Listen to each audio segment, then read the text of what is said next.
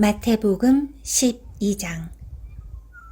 예수님께서 안식일의 주인이심. 그 무렵 안식일에 예수님께서 밀밭 사이를 걸어가셨습니다. 제자들이 너무 배가 고파서 밀 이삭을 잘라 먹기 시작했습니다. 바리새파 사람들이 이것을 보고 예수님께 말했습니다. 보시오, 당신의 제자들이 안식일에 금지된 일을 하고 있습니다. 예수님께서 대답하셨습니다. 너희는 다윗과 그 군사들이 굶주렸을 때에 했던 일을 읽어보지 못하였느냐? 다윗은 하나님의 전에 들어가 자신도 먹을 수 없고 그 부하들도 먹을 수 없으며 오직 제사장만이 먹을 수 있는 진설병을 먹었다. 너희가 또한 안식일에 성전 안에서만큼은 제사장들이 안식일을 어겨도 죄가 되지 않는다는 것을 율법에서 읽어보지 못하였느냐. 내가 너희에게 말한다. 성전보다 더 큰 이가 여기 있다. 나는 희생 제물보다 자비를 원한다. 라고 하신 말씀이 무슨 뜻인지 너희가 알았더라면 죄 없는 사람들을 죄인으로 단정하지 않았을 것이다. 인자는 안식일의 주인이다. 손이 오그라진 사람을 고치심. 예수님께서 그곳을 떠나 유대인의 회당으로 들어가셨습니다. 회당 안에 손이 오그라진 사람이 있었습니다. 사람들이 예수님을 고발하려고 안식일에 병을 고치는 것이 옳습니까? 하고 예수님께 여쭈었습니다. 예수님께서 그들에게 대답하셨습니다. 만일 너희 중에서 어떤 사람이 양 한 마리를 가지고 있는데 그 양이 안식일에 구덩이에 빠지면 그것을 끌어내지 않겠느냐.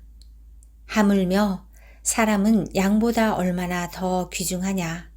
그러므로 안식일에 선한 일을 하는 것이 옳다. 그리고 나서 예수님께서 손이 오그라진 사람에게 말씀하셨습니다. 손을 펴 보아라. 그 사람이 손을 펴자 그 손이 다른 손처럼 회복되었습니다. 바리새파 사람들은 가서 예수님을 어떻게 없앨지 모의를 하였습니다. 예수님은 하나님께서 선택하신 종. 예수님께서 이것을 아시고 그곳을 떠나셨습니다. 많은 사람들이 예수님을 따라왔고 예수님께서는 병든 사람들을 모두 고쳐주셨습니다. 그러나 예수님께서는 자신에 대해 이야기하지 말라고 이르셨습니다. 이것은 예언자 이사야의 말을 이루려는 것입니다. 내가 선택한 종을 보아라. 내가 그를 사랑하고 기뻐한다. 내 영을 그에게 줄 터인데 그가 이방 사람들에게 정의를 선포할 것이다. 그는 다투지도 않고 울부짖지도 않을 것이다. 거리에서 아무도 그의 소리를 들을 수 없을 것이다. 그는 상한 갈대도 꺾지 않을 것이고 꺼져가는 불꽃도 끄지 않을 것이다. 그래서 그는 결국 정의가 이기게 할 것이다. 모든 이방 사람들이 그 이름에게 소망을 걸 것이다. 예수님과 바알세불. 그때 사람들이 귀신이 들려서 보지 못하고 말하지 못하는 사람을 예수님께 데리고 왔습니다. 예수님께서 이 사람을 고쳐주시자 그 사람이 말도 하고 볼 수 있게 되었습니다. 사람들이 놀라 말했습니다. 이 사람이 혹시 다윗의 후손 메시아가 아닐까?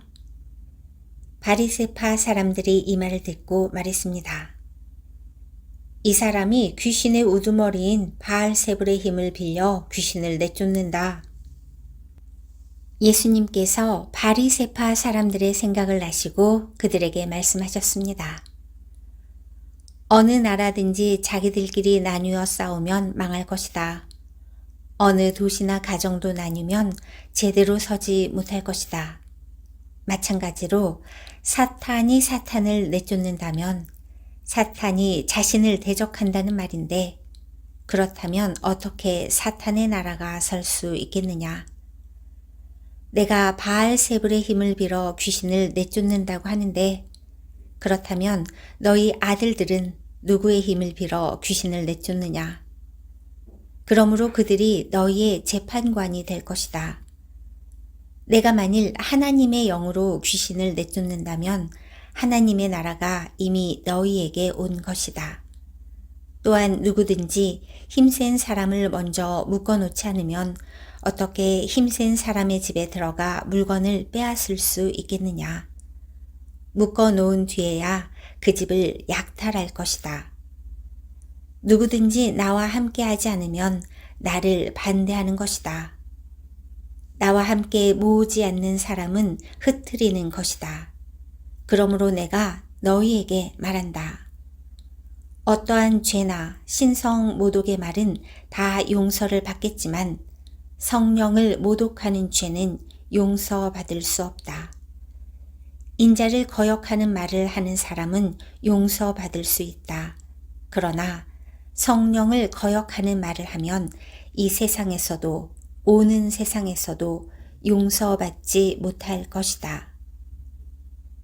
열매로 나무를 안다.